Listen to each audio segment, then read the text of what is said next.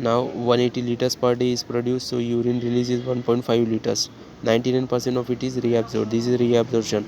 You can see glucose, amino acids and sodium. These are reabsorbed by these are these are actively reabsorbed, and nitrogenous bases actively, passively reabsorbed, right? Then there is secretion, that is the third step. So function of the tubules, that PCT.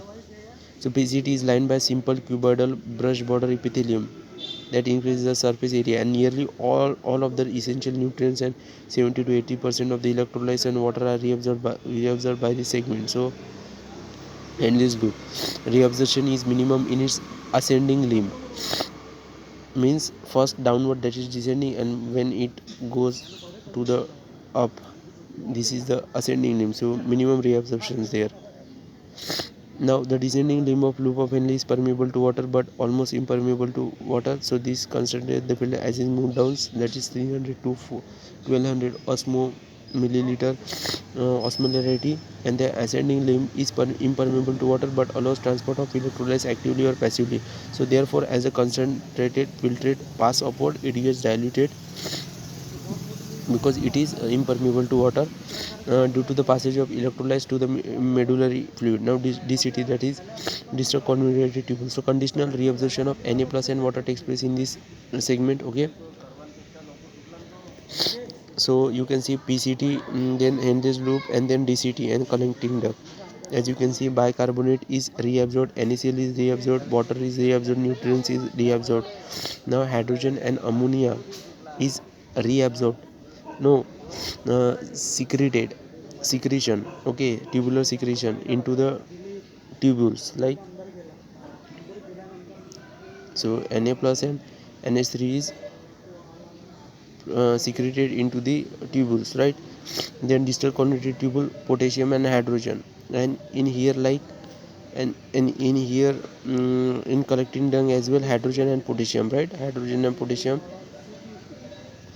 is not given like potassium any kind of, just forget about potassium in the PCT region. Okay, so you can see the descending limb of loop of Henle, O2 is H2O is permeable. Then in the ascending limb of loop Henle, NaCl is permeable. Okay, now collecting H2O is removed. In collecting, the urea is also reabsorbed. Okay, now the mechanism of concentration of the filtrate. So mammals have the ability to produce a concentrated urine. This is done by Henle's loop and vasa recta. Now they show the counter current mechanism. What is counter current mechanism? When the flow of filtrate in the two limbs of Henle's loop in opposite direction. So this is the counter current. Now the proximity between the Henle's loop and the vasa recta, as well as the counter current in them, they help, these two things help maintaining the increasing osmolarity towards the inner medullary interstitium. Now you see, okay,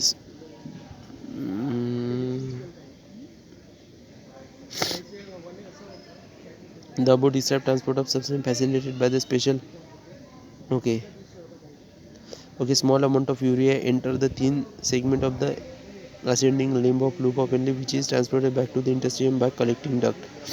So you can see this is the counter current mechanism. Now presence of such interstitial gradient helps in an easy passage of water from the collecting tubule, thereby concentrating the filtrate urine. Now human kidneys can produce urine nearly 4 times concentrated than the initial filtrate form. Now regulation of kidney function. The functioning of the kidney is efficiently monitored and regulated by hormonal feedback mechanisms involving the hypothalamus, JGA, and to a certain extent the heart. Now osmoreceptors in the body are activated by changes in blood volume. So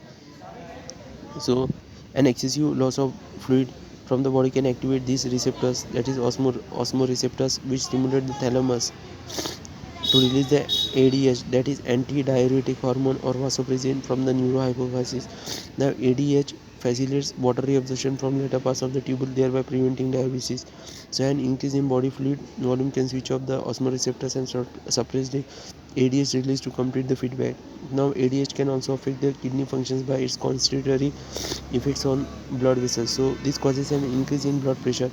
So an increase in blood pressure can increase the glomerular blood flow and thereby the GFR. So GG, that is juxtaglomerular apparatus, plays a complex regulatory role. Now, following glomerular blood pressure, GFR can activate the GG cell to release renin, which converts angiotensinogen in blood to angiotensin 1 and further angiotensin 2. Now, angiotensin 1 2 is being a powerful constrictor, increases the GFR, right? And angiotensinogen 2 also activates the adrenal cortex, right, to release the aldosterone. Now, aldosterone causes reabsorption of Na plus and water from the distal parts of the tubule. So, this causes the increase in blood pressure and GFR. So, this is known as the renin angiotensin mechanism. Remember that a renin which converts angiotensinogen in blood to angio 1 and 2. Now, an increase in blood flow to the atria of the heart can cause the release of ANF, that is atrial natriuretic factor. It is a peptide hormone. Now, AN can cause vasodilation, dilation of blood vessels, and thereby decreases the blood flow. So, ANF mechanism therefore acts as a check on the renin angiotensin mechanism. Okay, now micturition.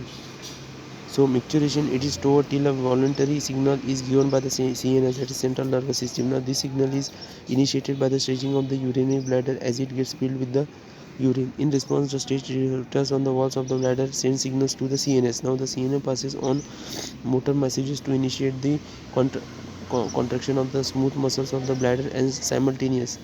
So motor muscles passes the message uh, on to initiate the contraction of the smooth muscles, to initiate the contraction of smooth muscles, to initiate the contraction of smooth muscles of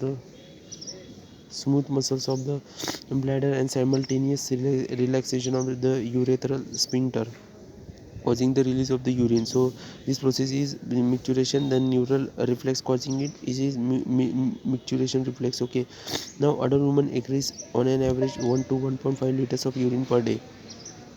Okay, it is 6 pH and 25 to 30 gram of urea is excreted.